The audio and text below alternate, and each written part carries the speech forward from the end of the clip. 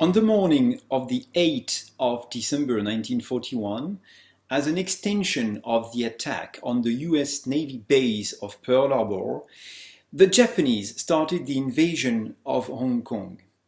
This is the beginning of the tragic Battle of Hong Kong that lasts until what is known as the Black Christmas, the surrender of the British forces on the 25th of December 1941.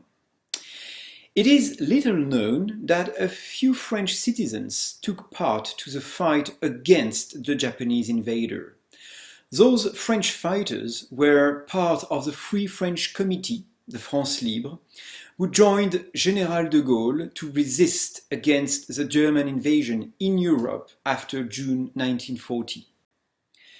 A monument celebrates the memory of those three French fighters in the Stanley military cemetery. It has recently been restored.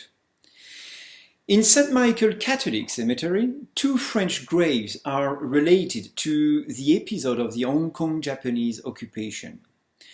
The first one is more a commemorative plaque on the upper right corner of the main section of the cemetery. At the very end of the ossuary is a niche with the name of Louis Reynaud.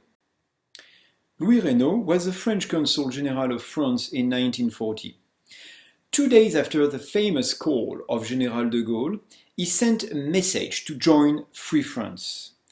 During the next 18 months, he battled against his supervisors, the General Governor of French Indochina and the French ambassador in China. Both rallied to the Vichy regime and a policy of collaboration with the invader. During those 18 months, he remained at his post, isolated, paying his employees with his own money to maintain what he considered as a worthy representation of his country. He secretly organized the Free French Committee, helping resistance fighters to join the African front of the war. After the Japanese invasion, he became sick. He was sent to Matilda Hospital, but the Japanese authorities locked him up in his room, forbidding any medical assistance. He died there in July 1943.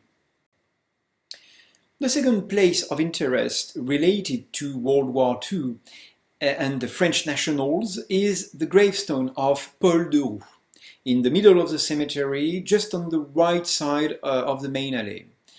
Paul de Roux was the director of the French Bank of Indochina. Too weak to fight, he did not take part in the Battle of Hong Kong. But during the occupation, he supported and financed a resistance network in Hong Kong.